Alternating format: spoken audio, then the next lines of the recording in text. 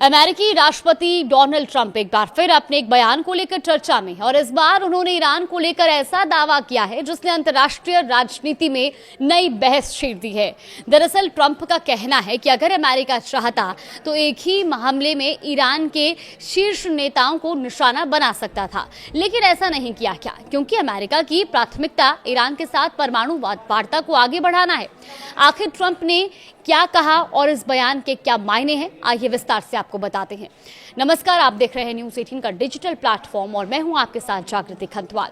तो देखिए, अमेरिकी राष्ट्रपति डोनाल्ड ट्रंप ने दावा किया कि अमेरिका चाहता तो एक ही बार में ईरान के सभी बड़े नेताओं को हमेशा के लिए खत्म कर सकता था जो अली खामेनेई के जनाजे में शामिल होने पहुंचे थे। हालांकि उन्होंने कहा कि अमेरिका ने ऐसा नहीं किया क्योंकि वो ईरान के साथ परमाणु बातचीत की संभावनाओं को बनाए रखना चाहता है।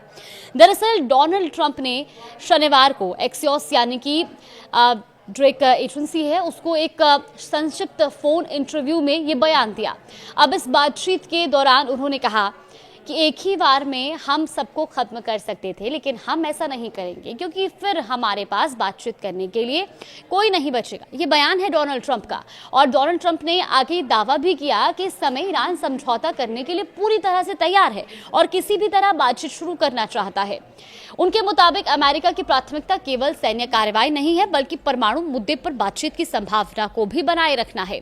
अब रिपोर्ट के मुताबिक फिलहाल दोनों पक्षों ने कुछ दिनों के लिए बातचीत रोकने पर सहमति जताई है और इसकी वजह ये बताई गई कि पूर्व सर्वोच्च नेता अली खामेनेई के जनाजे की रस्में अभी पूरी होनी बाकी हैं। इसी बातचीत के दौरान ट्रंप ने अपने पुराने दावे को भी दोहराया है। उन्होंने कहा कि अली खामेनेई युद्ध के पहले ही दिन अमेरिका और इजराइल के एक साझा सैन्य अभियान में मारे गए थे। ट्रंप इससे पहले भी इस तरह का दावा कर चुके हैं और इस इंटरव्यू में उन्होंने उसे फिर दोहराया। इसके अलावा ट्रंप ने ईरान में अली खामेनेई के जनाजे में उमड़ी भीड़ को लेकर भी अपनी प्रतिक्रिया दी और उन्होंने कहा कि वो वहां मौजूद लोगों की भारी भीड़ देखकर हैरान रह गए। ट्रंप के मुताबिक उन्हें पहले ऐसा लगता था कि ईरान के लोग खामेनेई से नफरत करते हैं। ऐसे में अंतरिम यात्रा में इतनी बड़ी संख्या में लोगों की मौजूदगी उनके लिए आश्चर्य की बात थी। उन्होंने ये भी कहा है कि यह संभव है कि वहां मौजूद लोगों के आंसू सच्चे ना हो। यानी ट्रंप ने जनाजे में शामिल लोगों की भावनाओं पर भी अब सवाल उठा दिया है और अपनी राय दी है।